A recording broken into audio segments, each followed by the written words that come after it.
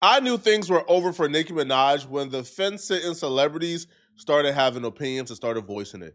That's usually an indicator that the industry think is over for you. And the reason why celebrities may feel like it's safe to speak on Nicki Minaj and it might be over for her is because she lost a lot of her support base when she went to M-Fest. M-Fest is obviously a festival thrown by Turning Point at the direction of Erica Kirk since Charlie Kirk was assassinated.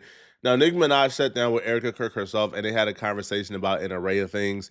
I think at some point in this conversation, Nicki Minaj said that black folks make white folks feel unsafe and feel like they can't love themselves. Nicki said a whole lot of nothing during this particular interview. Now, some people just have a problem with her being there, right? They have a problem with her keeping the company of Turning Point and pushing their particular agenda. One of those people being Joe Budden, who is really good friends with Nicki Minaj. He has publicly denounced her and asked her not to call or text him. And he announced he's completely done with her on his podcast today. Let's get back to it. Let's do it. Nicki Minaj, Turning Point USA. She went out there. By now you've seen it. I got a bunch of phone calls about it. I bet. I'm out. I'm done. That was it. That was it. Sorry. I'm gone. I'm gone. That's it. The last dance. That was the last candle on the cake for me. Sorry. Sorry, Barbs. Sorry, Nick. Don't call me. Don't text me. It is what it is. Sometimes how y'all move around out there does have an effect on how I view you, and this was one of them things. I'd be a fool to think that you didn't consider that before you did it. I'm sure. Which just says to me that you really don't give a I'm even more baffled. I don't even know how much of this conversation I could have. But they're so anti-transgender, which is confusing to me because I've been to the Nicki concert.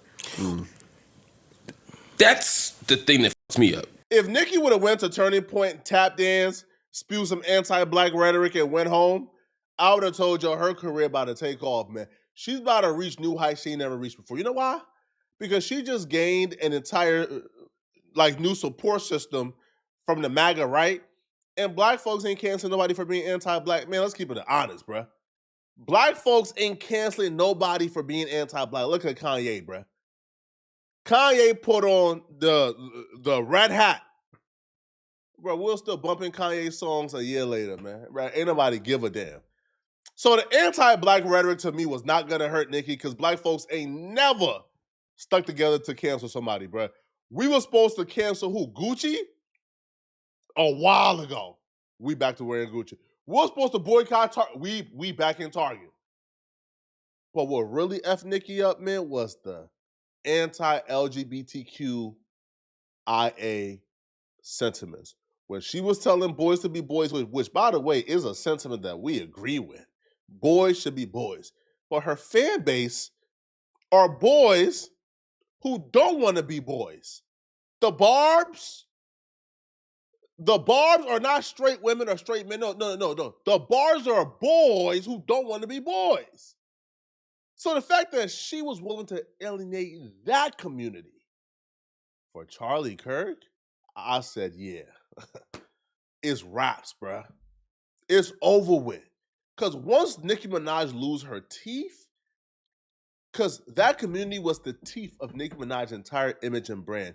The Barbs on Twitter who harasses everybody, who torments everybody, who get on your behind and make you apologize to Nicki if you go at her, the Barbs is filled with that community. Once you take away the Barbs from Nicki Minaj, goodbye. Right? Goodbye. The aura gone, bruh. And she drops an album, I think, in May. Good luck. I'm so confused by so much of what was said on that stage. Yeah, I watched the whole thing, hoping that maybe it was going to be impartial or there was a reason, but she was just echoing a lot of the shit that you would expect to be echoed. I remember highly disappointing. Oh, same. Extremely disappointing. I'm not disappointed. Very, very anti-black of you. Very anti-black of you. Let's just call shit what it is. You were saying?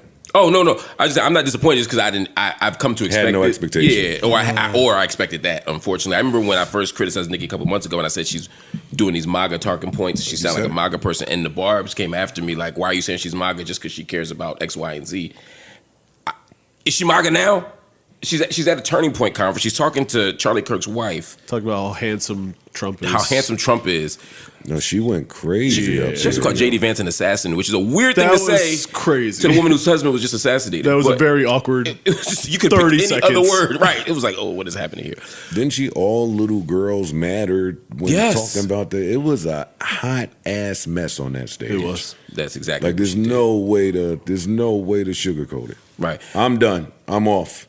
And I think part of that is because we respect Nicki's mind and her autonomy. In other words, I don't think she's being duped. I don't think she's a patsy. I think she knows exactly what she's doing. She's making a choice, and I strongly disagree with that choice. And so I can't rock with it. I still think she's a great MC. She's probably top 10 ever for me. Male, female, dead, a lot, whatever. I think she's just a great artist.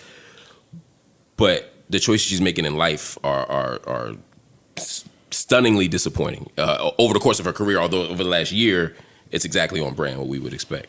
I don't think what she's doing is genuine. I don't think Nicki Minaj genuinely in her heart believes anything she's representing or saying. I think Nicki Minaj came here illegally. Nicki Minaj overstayed her visa. Nicki Minaj understands that this administration ain't playing that. And if you have a green card and you came here illegally, now I don't even know if she has a green card. I would assume she has a green card since she's still living here. But she's not married. And she came here illegally. And she's been very vocal and honest about coming over here illegally. And she even said, it's a shame she don't have a citizenship yet. So she wants a citizenship.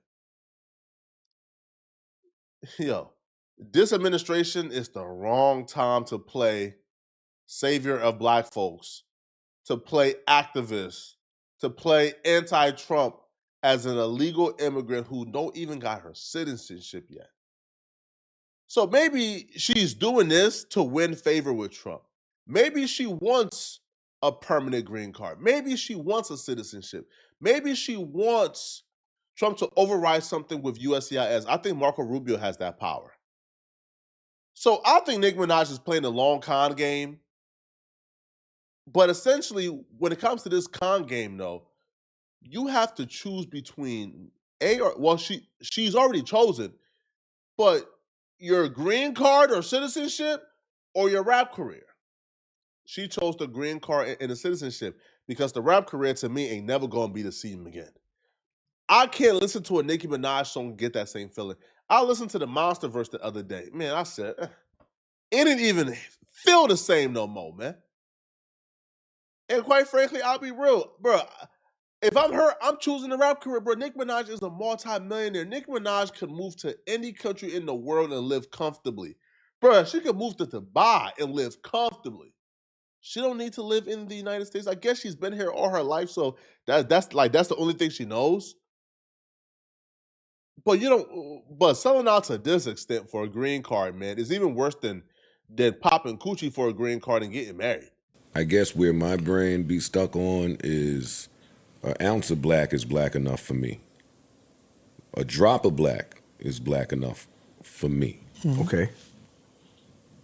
So when you stand next to certain people that have made their agendas very clear as it pertains to black people, then that means you're complicit. Yes. Or in agreement. Okay. That too. If you're not in agreement and you look like you in agreement, then you're complicit. You're complicit. So either way. And it's hurtful when people take all of that equity built in black and do that with it. Maybe they don't view that drop of black like you do. Still right. I don't know. I'm not making everybody don't rep black. Black is not a monolith. Everybody don't rep it the same way. I'm only talking about my views in terms of people that I rocked with stamping something a little too hard for me. I can't. So then what do you... I wouldn't be able to sleep at night. I can't watch that and then we on the text or on the, are you nuts? Yo, dog, this nigga you don't know me or my family. This nigga got on this the has stage. greater ramifications than any one of us. They talking about listen, all of it is a campaign. I mean, if you know what they're doing, if you thought Trump was bad, now they're talking about the Vance Kirk ticket And you know what they're saying out there. I'm not even political man, but I know what they're saying out there. So Bro, your man Vance just went up there and was like, now we no longer have to apologize Now for being white. we don't gotta no. Now we don't have to apologize for being. We don't have to be guilty or apologize for being white. Since when did white people ever have to apologize for anything that they've done for the United States throughout the world? To me, that's what's more dangerous than anything else. Is Nicki Minaj stamping and co-signing white nationalism in this rhetoric, and they now have a token to say, we're not racist. Even the black people agree with it. Now, there are two-sided coins, because when you say to the average American, hey, what do you think they mean when they say, you don't have to be afraid, you don't have to be ashamed of being white anymore? The average white person would tell you, yo, during cancel culture, if I said, I'm proud of my heritage, I'm proud of being white, I got canceled and labeled a white supremacist and a nationalist, when no, I'm just a regular person who's proud to be white. They would tell you that. They'll tell you, yo, bro, I can't have certain opinions or say certain things because I'm white. That's what the average white person would probably tell you. But that's why dog whistling is so dangerous. Because a dog whistle would hide behind a veil. The veil is, see, white people, right? We're talking about how cancel culture had you guys afraid to be yourself and to express yourself. That's the veil. The real opinion, and what J.D. Vance was really saying, is, this is our country and we taking it back. This is a country that we built and we taking it back. That's a call to white nationalism. And to me, that's dangerous, right? Because the ideal frame of America for a white nationalist doesn't include people who look like me and Nicki Minaj. I think even Charlie Kirk once said that a Muslim should never be not president, but a Muslim should never be the mayor of New York City. When Zohan, I think, was in the lead, Charlie Kirk said that he don't believe that Zohan should be mayor of New York City because he's a Muslim. And it's a shame that 9/11 happened 20 years ago, and then 20 years later, the mayor is a Muslim. He didn't attack his philosophy, which he probably could have. He didn't attack anything else. He says Zohan is a Muslim, and a Muslim should not be the mayor of New York City. Framework like that, to me, would tell any immigrant, oh yeah, we can't stand next to people like that. But Nicki Minaj don't seem to care. But y'all let me know in the comment section, man, right? What do you guys think, man, right? The fact that Joe Budden, which is like one of her closest allies in media, the fact that they're turning on her says a lot. All right, y'all let me know in the comment section, what do you guys think about this, all right? And if you're still watching this video and want to watch another good video, click on this video right here to find out how this ex-radio DJ just hit rock bottom. And by ex-radio DJ, I mean Ebro. Find out how Ebro just hit rock bottom. All right, it's really bad. His downfall is satisfying and cruel. I'm going to see you guys in this video somewhere on my screen. I'm out of here, folks. Peace.